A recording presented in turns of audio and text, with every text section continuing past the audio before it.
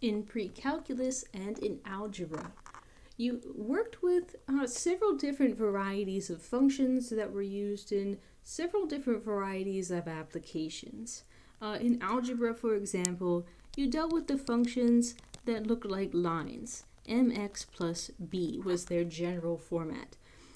We also worked with functions that looked like parabolas, which had the equation ax squared plus bx plus c. Parabolas, for example, could be used to represent objects that were falling. In pre-calculus, we were also introduced to things like reciprocal functions. Reciprocal functions represent stuff with diminishing returns that loses its power over time. Things like the square root function, for example, all of that. All of these functions you encountered in algebra and in pre-calc 1. In today's video, we're going to introduce the final two quintessential functions of mathematics. With sine and cosine, your set is complete. And then the rest of all the mathematics you will ever do is manipulations of the basic, say 10 to 12 functions that you learned in these first few years of your mathematical career. This is the most important video of the entire quarter. Video number 4. If you learn this material well, you will be much more likely to succeed not just in this course, but also in the calculus series, in differential equations, in linear algebra, depending on what you decide to take, in physics, etc. and so on. This is the video on which everything else we do in this quarter will be based. So please, you want to make sure that you understand this material thoroughly. Today, we're going to describe the meaning of the functions which are called sine and cosine. We're going to use something called the unit circle to evaluate the sine and cosine functions, and then we're going to use the unit circle to determine the coordinates of a point on any circle of any radius. The unit circle is specifically a circle of, first of all, radius 1.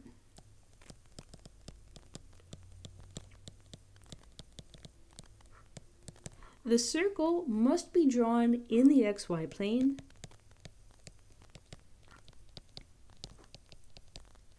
and it has to be drawn with its center at the origin.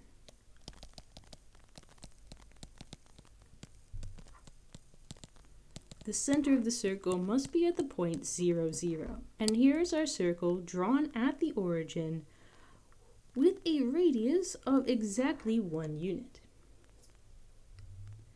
Now, if the circle's radius is 1 unit, you can already see that there are 4 points that have to be on this circle. For example, this location 1, 0 on the far right side of the circle, which corresponds to going exactly 1 unit exactly to the right. We also have this location directly to the north, where you have not moved any units to the left or the right, you've just moved 1 unit straight up. And likewise, you can go straight down by 1 unit, and likewise, you can go directly to the left by 1 unit. Now notice that the unit circle is somewhat naturally divided into 4 different quadrants. You've got quadrant number 1, which is denoted usually by Q and then the Roman numeral 1. And then the rest are counted out counterclockwise. So Q number 2 is over here, and then moving counterclockwise, Q number 3 is over here, and then finally moving back, we get Q4, quadrant number 4, here in the bottom right. Now, anytime we draw an angle on the xy plane, the direction corresponding to that angle is going to cross the circle at some location. Let me draw again our unit circle, and let's just suppose I gave you, for example, theta equals 45 degrees, or in radians, pi over 4. If I drew this angle in the standard way, I start looking at the positive x direction and then turn pi over 4 radians. I get the direction drawn in green here. And when I look out from the origin in this direction, I see a single point on the circle. I've drawn that point here in yellow. This would be the point on the circle corresponding to an angle of pi over 4. And this position, this location, is going to have some x-coordinate. Let me call it x with a little theta subscript to indicate that it's an x-coordinate whose value depends on what angle you're working with. And y, the y-coordinate, y sub theta, its position is also going to depend on what angle you're working with. The cosine function, denoted by cosine with an input of theta, cos parentheses theta, is the function which is determined by the following rule. The output of cosine of theta is the x-coordinate on the unit circle corresponding to the angle theta, which is inside cosine.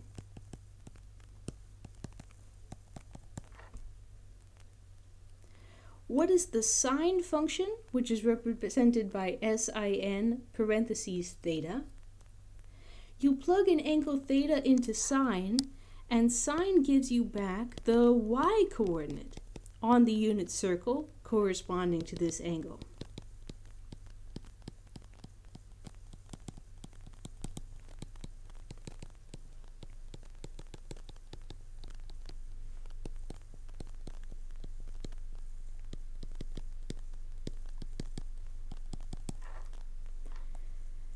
Let's find the following values using this definition of sine and cosine. The first thing that it asks me to do is find cosine of 0. So because 0 is what is being plugged into cosine, this is telling me that the angle that they're interested in is 0. The input of cosine is an angle. And the output is going to be the corresponding x-coordinate. So if I sketch the unit circle and I draw an angle of 0, this says from the center, look directly to positive x and don't turn either to your left or to your right. So this angle corresponds to this position in green on the unit circle, which is directly to the right. Because the circle has radius 1, this location is going to have an x-coordinate of 1 and a y-coordinate of 0. Cosine asks for the corresponding x-coordinate, and therefore the value of cosine of 0 is this x-coordinate 1. Cosine of 0 is equal to 1. To determine the value of sine and cosine, draw the unit circle first. Then draw the angle that is given inside of sine or inside of cosine. To find cosine, look at the x-coordinate corresponding to that angle. To find sine, look at the y-coordinate corresponding to that angle. Sine of 0. The y value of the point, the second coordinate, in this case is equal to 0. And therefore, sine of 0 is equal to 0. Let's try it again. Let's find cosine and sine.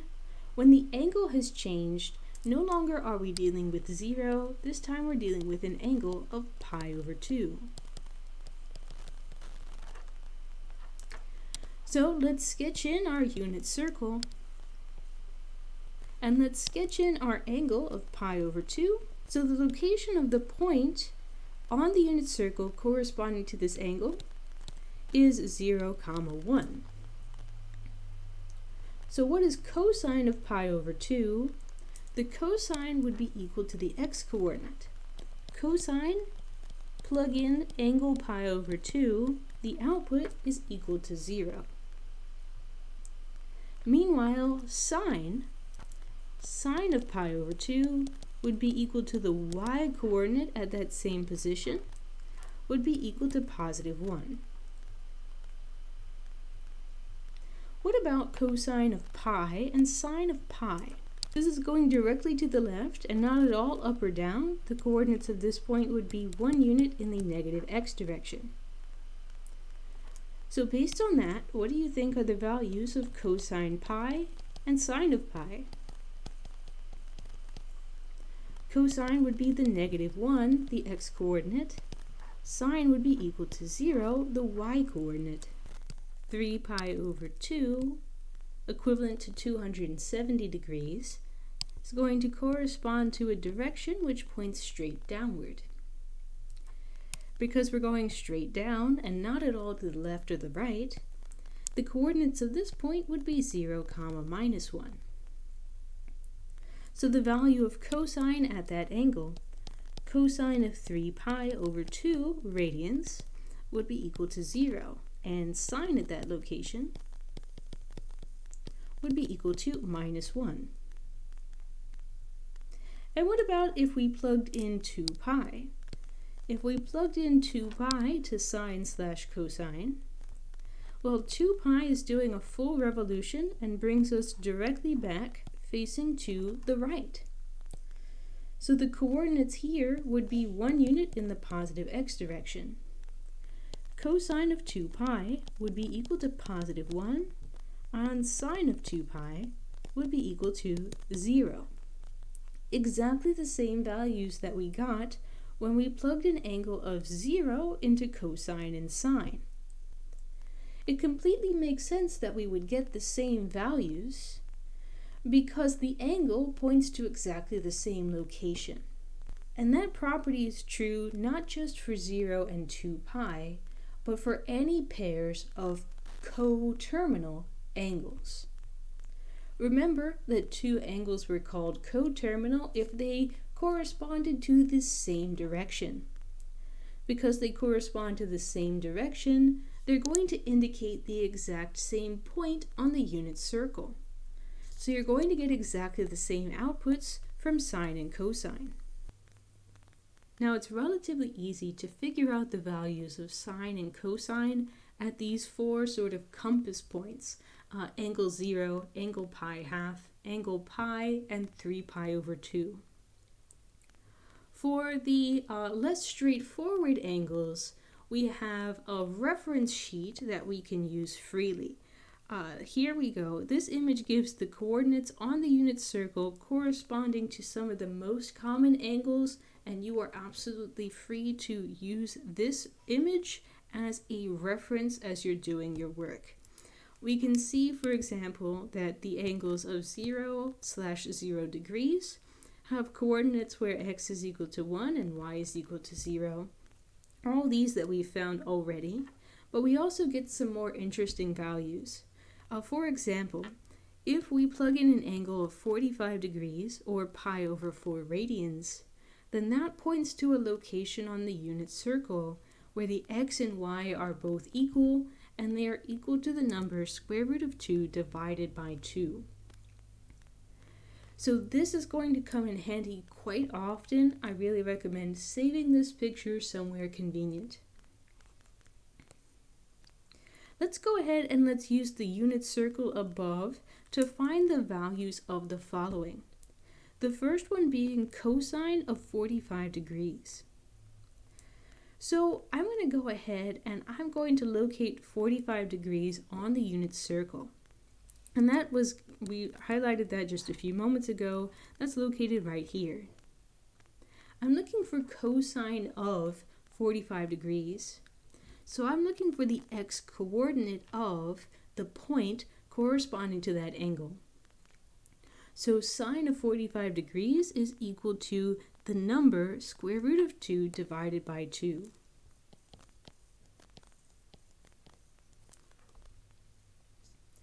What about sine of pi over 6? What is the value of that?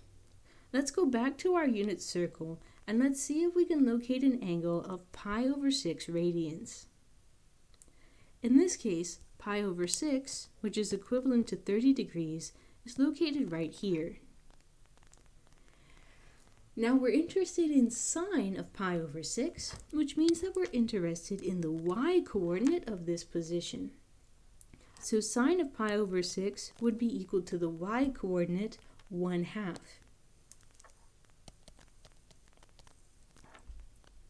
What about sine of 4 pi over 3? Let's look on the unit circle for an angle measuring 4 pi over 3 radians. And that seems to be down here in quadrant number 3. 4 pi over 3 has a y-coordinate of negative square root 3 divided by 2. So that would be the value of sine at that location. Now, what about in the following exercise? They say using the unit circle, let's find the value of cosine with negative pi over 3 plugged in. So the angle in question here is negative pi over 3. But if I scroll up to my reference circle, I can't actually find any negative angles listed in this picture. So what I'm going to try and do is I'm going to try and find a different angle coterminal to negative pi over 3, which actually is in this circle here. Now remember from video 2 that coterminal angles had the property that there was a separation of 360 degrees or 2 pi radians between them. So one angle which is coterminal to negative pi over 3 would be, for example, if I took negative pi over 3 and increased it by 2 pi units.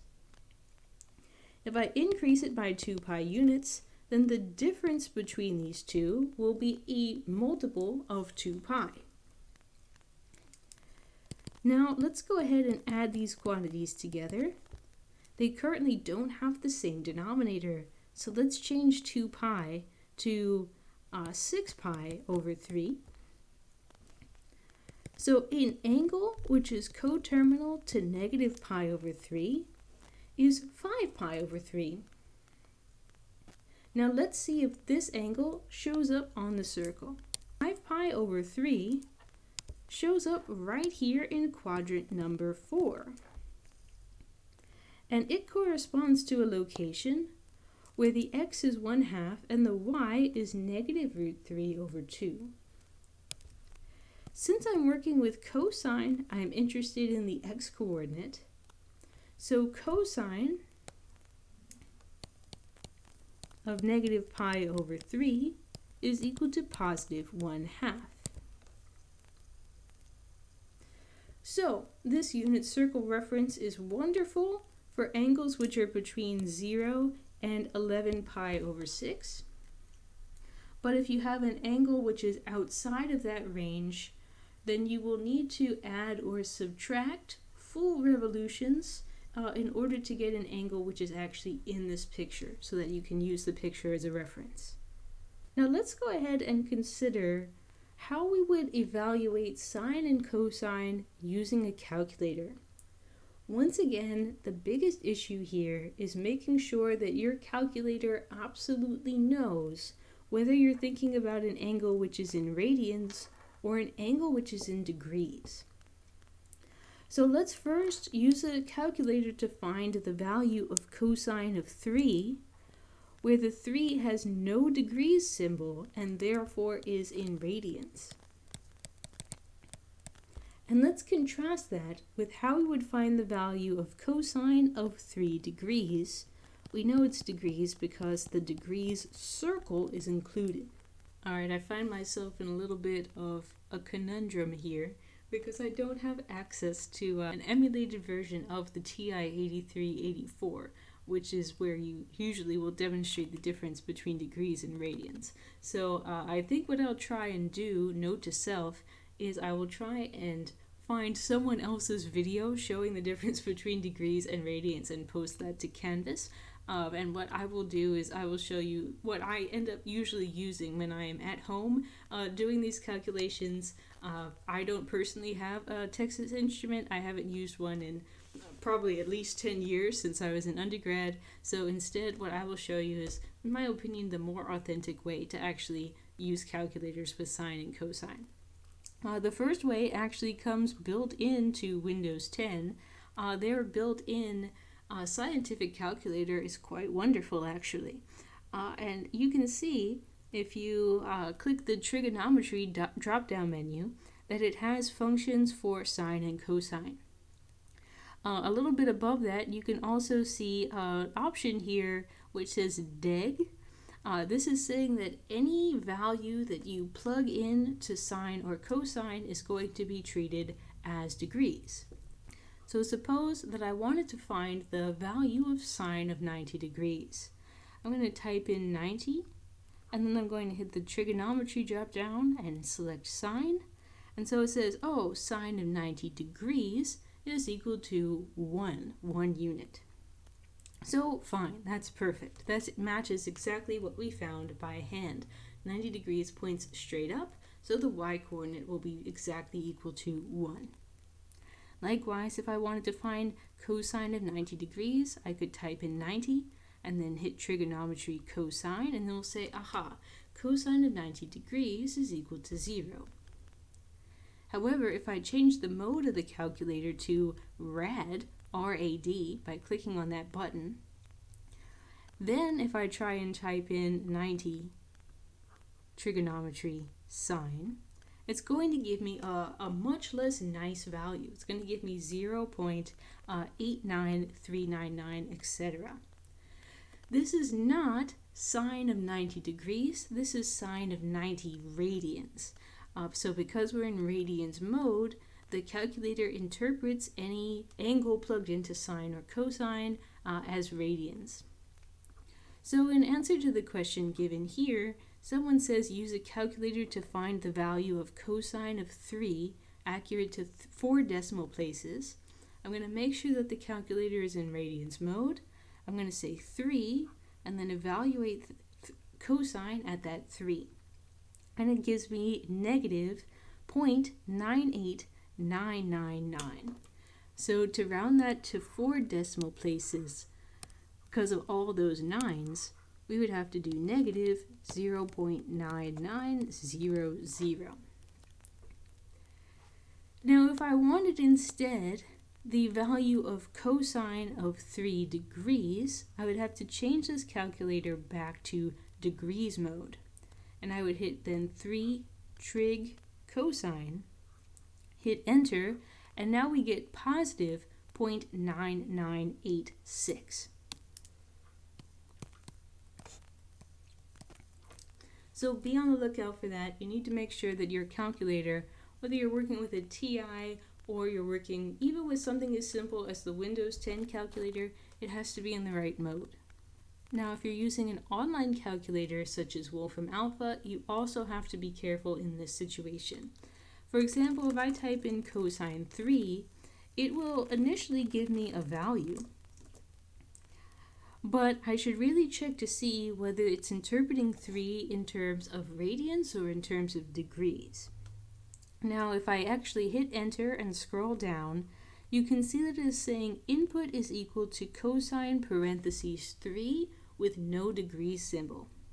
And for emphasis, it's actually going down and drawing the angle 3 on the unit circle so that visually we can check and this to see if this makes some sense. You know, 3 is just a little bit less than pi. So if we draw the angle of 3 radians, it will just be a little bit short of pi radians. So it won't quite reach the negative x-axis, but it will be pretty close to that. So the picture makes sense based on the fact that 3 is in radians. This input thing makes sense, and it even gives us a little bit here. This is assuming that the trig argument, the input here, is in radians. Now if I wanted it in degrees instead, I could either switch to degrees by clicking this hyperlink, or I could go back and type 3 degrees. Cosine parentheses 3 degrees. Now you can see the degrees symbol here. cosine of 3 degrees, here's this positive number. So do be on the lookout for that. One of the most common errors that I see from students who are using a calculator to work with sine and cosine is that the angle is in radians, but their calculator was still in degrees mode from some previous problem. So you do kind of need to check that every single time. One of the nice things about sine and cosine is that even though they really are based on the values on this circle of radius 1 in the xy plane, you can use sine and cosine to figure out the coordinates of points on circles of any radius, not just one.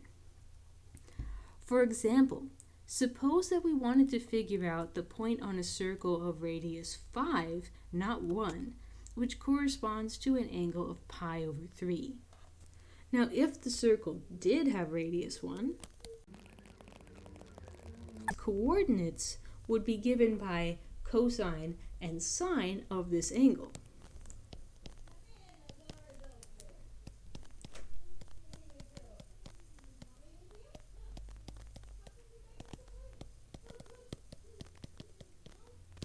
Now, to figure out what these values would be, we can go back up to that reference picture, which says that cosine and sine are 1/2 and root 3 over 2.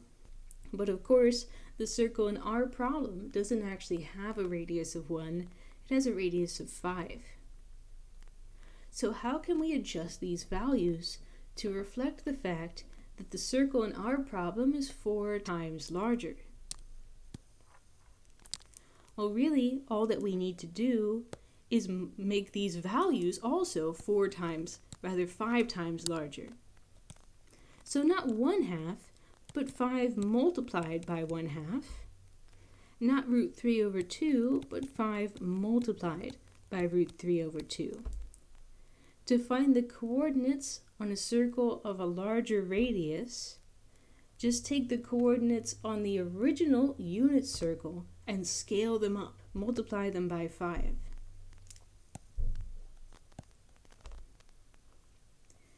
Now for a general formula, if you want the coordinates of a point on a circle of some radius r, which corresponds to an angle of theta, then the x-coordinate can be found by taking the x-coordinate on the unit circle, the cosine of theta, and scaling it up by the radius of the circle in your problem. And in general, the y-coordinate can be found by taking the y-coordinate on the unit circle, which is given by sine, and scaling it up, multiplying it by your actual radius. Now these formulas are going to come up again and again and again. In particular, they'll come up in videos 21 through 25 when we talk about polar coordinates and vectors. So let's practice using these formulas in the following exercise. We move 7 units away from the origin along a direction corresponding to an angle of theta equals negative pi over 4. What are the coordinates of the point where we end up? So let's sketch this situation. We start at the origin, and then we move 7 units in the direction of negative pi over 4, which is equivalent to negative 45 degrees.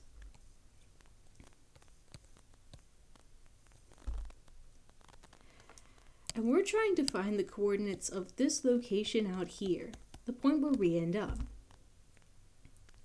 Now, because we walked 7 units away from the origin, this location is going to be on a circle of radius 7. The coordinates of the position where we end up would be given by the previous formula. To find the coordinates on this circle of radius 7, the x-coordinate would be equal to 7 multiplied by cosine of the angle that we were given, negative pi over 4. And the y-coordinate would be equal to 7 times sine of this same angle. So let's try and figure out the exact values of cosine and sine with negative pi over 4 plugged in.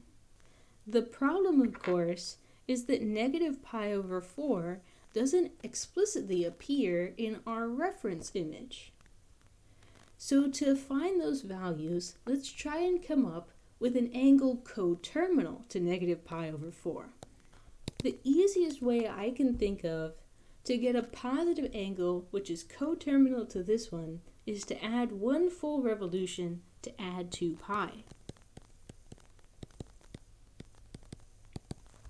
So let's make these have the same denominator. Let's change 2 pi to 8 pi over 4. And that gives us in total 7 pi over 4. So let's scroll back up and let's see if we can find 7 pi over 4 on this picture. And sure enough, it shows up right here in quadrant number 4. At this location, cosine is equal to positive root 2 over 2, and sine is equal to negative root 2 over 2. So the x-coordinate of the point on the circle of radius 7 would be equal to 7 times the coordinate on the circle of radius 1, cosine being root 2 over 2. And the y-coordinate on the circle of radius 7 would be equal to 7 times the y-coordinate on the circle of radius 1. 7 times cosine and 7 times sine. This would be the coordinates of the location where this person stopped their journey. This concludes today's material. We introduced the final basic functions of mathematics, sine and cosine. They were defined in terms of the x and y coordinates on the unit circle corresponding to a given angle. We were able to use basic geometry to figure out sine and cosine at the compass points, but for the more complicated angles, we used a reference image, a unit circle with lots of different angles filled in. But there are still many more angles which are not covered by that reference picture. In some cases, the angle that you're given is coterminal to one of the angles in the picture. So then you just have to figure out, okay, which angle in the picture is coterminal to the one I was given. In other cases, the angle is a little bit more exotic, and you might need to use a calculator to find its exact value, but be careful to make sure your calculator is in the right mode.